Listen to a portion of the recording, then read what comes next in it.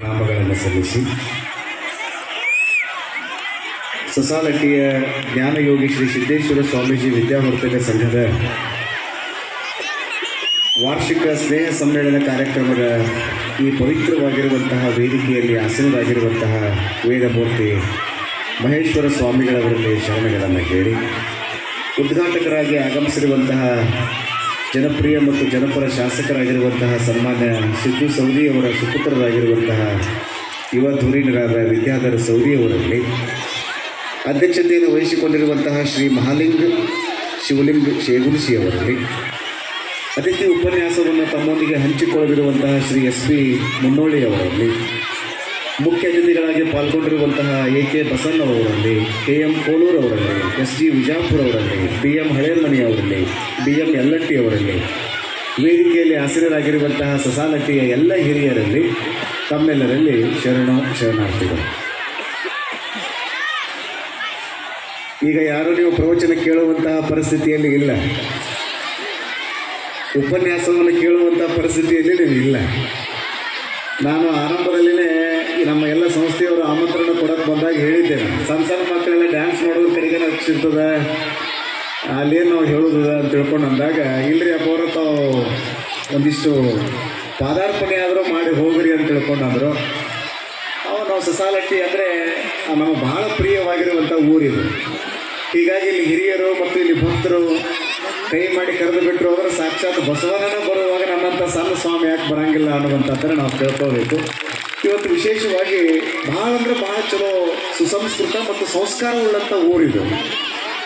ನಾವೆಲ್ಲರೂ ಮಕ್ಕಳಿಗೆ ಏನು ಕಲಿಸಬೇಕು ಅಂದರೆ ಸಿದ್ದೇಶ್ವರ ಸ್ವಾಮೀಜಿಯವರು ಯಾವಾಗಲೂ ಹೇಳೋರು, ಮಕ್ಕಳಿಗೆ ಅಕ್ಷರವನ್ನು ಕಲಿಸುವುದಕ್ಕಿಂತ ಪೂರ್ವದಲ್ಲಿ ಸಂಸ್ಕಾರವನ್ನು ಕಲಿಸ್ರಿ ಅಂತ ಹೇಳ್ತಿದ್ರು. ಯಾಕಂದರೆ ಸಂಸ್ಕಾರವನ್ನು ಕಲಿತವರು ಎಂದಿಗೂ ಭ್ರಷ್ಟ ಆಗಂಗಿಲ್ಲ, ಅಕ್ಷರವನ್ನು ಕಲಿತವರು ಭ್ರಷ್ಟ ಆಗ್ತಾರೆ. ಒಬ್ಬ ವ್ಯಕ್ತಿಗೆ ಯಾವಾಗ ಒಂದು ಘನತೆ ಗೌರವ ಹೆಚ್ಚಾಗ್ತದೆ ಅಂದ್ರೆ ಅವ ಶ್ರೀಮಂತಿರು ಕಾರಣಕ್ಕಲ್ಲ. ಒಬ್ಬ ವ್ಯಕ್ತಿ ಯಾವಾಗ ದೊಡ್ಡವಾಗ್ತಾನಂದ್ರೆ ಭಾಳ ದೊಡ್ಡ ಹುದ್ದೆಯೊಳಗಿದ್ದಾಗ ಅವ ದೊಡ್ಡವಾಗಂಗಿಲ್ಲ, ಅವನ ಹತ್ರ ಎಷ್ಟು ಸಂಸ್ಕಾರ ಐತಿ ಅನ್ನುವಂಥದ್ದು ಭಾಳ ಮುಖ್ಯ ಆಗ್ತದೆ. ಆ ಹಿನ್ನೆಲೆಯಲ್ಲಿ ಮಕ್ಕಳಿಗೆ ಅಕ್ಷರದ ಜೊತೆಗೆ ಸಂಸ್ಕಾರವನ್ನು ಕಲಿಸಬೇಕು ಅನ್ನುವಂಥ ಹಿನ್ನೆಲೆಯಲ್ಲಿ ಎಲ್ಲ ಸಹ ಹೃದಯ ಬಳಗದವರೆಲ್ಲರೂ ಕೂಡಿಕೊಂಡು ಸಿದ್ದೇಶ್ವರ ಅಪ್ಪವರ ಹೆಸರನ್ನು ಇಟ್ಟುಕೊಂಡು ಒಂದು ಶಿಕ್ಷಣ ಸಂಸ್ಥೆಯನ್ನು ಪ್ರಾರಂಭ ಮಾಡಿದ್ದನ್ನು ನೋಡಿದರೆ ನಿಜಕ್ಕೂ ಬಹಳ ಖುಷಿ ಅನ್ನಿಸ್ತದೆ. 32 ವರ್ಷಗಳ ಹಿಂದೆ ಒಂದು ಶಿಕ್ಷಣ ಸಂಸ್ಥೆಯನ್ನು ಪ್ರಾರಂಭ ಮಾಡಿದ್ರೆ ಸಣ್ಣದಲ್ಲ ಇದು. ನೀವು ಅಮೇರಿಕಾದ ಚರಿತ್ರೆಯನ್ನು ಓದಿದರೆ ಗೊತ್ತಾಗ್ತದೆ, 50 ವರ್ಷಗಳ ಹಿಂದೆ ನಮ್ಮ ಭಾರತ ದೇಶದವರನ್ನು ಗೇಲಿ ಮಾಡ್ತಿದ್ರು. ಭಾರತ ಅಂದರೆ ಹಾವಾಡಿಗರ ರಾಜ್ಯ, ಹಾವಾಡಿಗರ ದೇಶ, ಭಾರತ ಅಂದರೆ ಭಿಕಾರಿಗಳ ನಾಡು ಅಂತ ಹೇಳ್ತಿದ್ರು.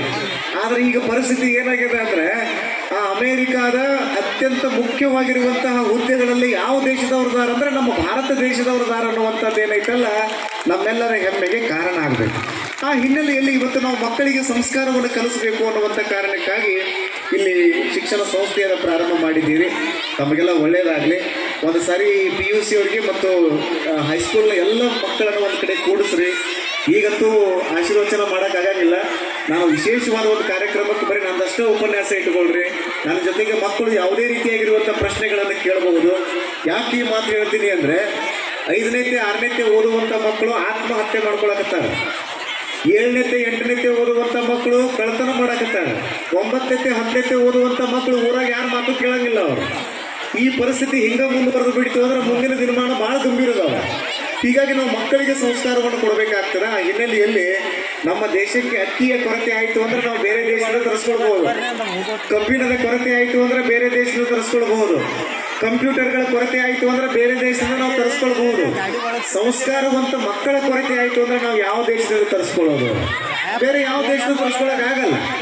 ನಮ್ಮ ಮಕ್ಕಳಿಗೇ ಸಂಸ್ಕಾರವನ್ನು ಕೊಡಬೇಕಾಗಿರೋದ್ರಿಂದ ಹೀಗಾಗಿ ಮಕ್ಕಳಿಗೆ ಒಂದು ವಿಶೇಷವಾಗಿರುವಂಥ ಉಪನ್ಯಾಸ ಮತ್ತು ಕಾರ್ಯಾಗಾರವನ್ನು ನೀವು ಇಟ್ರಿ ಅಂದರೆ ನಾನು ಎಲ್ಲ ಕಾರ್ಯಕ್ರಮಗಳನ್ನು ಬದಿಗೊತ್ತಿ ಸಸಾಲಟ್ಟಿಗೆ ಬಂದು ಎಲ್ಲ ಮಕ್ಕಳ ಜೊತೆಗೆ ನಾನು ಮಾತಾಡುವಂತಹ ಒಂದು ಕಾರ್ಯಕ್ರಮವನ್ನು ತಾವೆಲ್ಲ ಹಮ್ಮಿಕೊಡ್ರಿ ಅನ್ನುವಂಥ ಮಾತನ್ನು ಈ ಸಂದರ್ಭದಲ್ಲಿ ಹೇಳಿ ತಮಗೆಲ್ಲ ಶುಭವನ್ನು ಕೋರಿ ನನ್ನ ಮಾತುಗಳನ್ನು ಪೂರ್ಣಗೊಳಿಸ್ತೇನೆ. ಇವತ್ತು ಕಂಕನವಾಡಿಯಲ್ಲಿ ಗುಹೇಶ್ವರ ಗಡ್ಡೆಯಲ್ಲಿ ಬಹಳ ದೊಡ್ಡ ಪ್ರಮಾಣದಲ್ಲಿ ಜಾತ್ರಾ ಮಹೋತ್ಸವ ನೆರವೇರ್ತಾ ಇರೋದ್ರಿಂದ ನಾನು ಅಲ್ಲಿಗೆ ಹೋಗಬೇಕಾಗಿದೆ. ಇವರೆಲ್ಲ ಆಮಂತ್ರಣ ಕೊಡಕ್ಕೆ ಬಂದಾಗ ನಾನು ಹೇಳಿದ್ದೆ ಅಲ್ಲಿಗೆ ಹೋಗ್ಬೇಕಲ್ರಿ ಹಂಗೆ ಅಂತೇಳಿ. ಆದರೂ ಅಪ್ಪ ಅವ್ರು ಬಂದು ಹೋಗ್ರಿ ಅಂತ ತಿಳ್ಕೊಂಡು ಹೇಳಿದ್ದಕ್ಕಾಗಿ ನಾನು ಭಾಳ ಆಸಕ್ತಿ ಇಟ್ಟುಕೊಂಡು ನಿಮ್ಮೆಲ್ಲರ ಮೇಲೆ ಪ್ರೀತಿಯನ್ನು ಇಟ್ಟುಕೊಂಡು ನಾನು ಬಂದಿದ್ದೇನೆ. ತಮಗೆಲ್ಲ ಒಳ್ಳೆಯದಾಗಲಿ. ಸಿದ್ದೇಶ್ವರ ಸ್ವಾಮಿಗಳವರ, ಬಸವಾದಿ ಶಿವಶರಣರ, ಅಲ್ಲಮ ಪ್ರಭುದೇವರ ಆಶೀರ್ವಾದ ಅಂತಃಕರಣ ನಿಮ್ಮೆಲ್ಲರನ್ನ ಕಾಯಿಲೆ ಹಾಗೆ ಅನ್ನುವಂಥ ಮಾತನ್ನು ಈ ಸಂದರ್ಭದಲ್ಲಿ ಹೇಳಿ ತಮಗೆಲ್ಲ ಶುಭ ಕೋರಿ ನನ್ನ ಮಾತುಗಳನ್ನು ಪೂರ್ಣಗೊಳಿಸ್ತೇನೆ. ಶರಣಾರ್ಥಿಗಳು.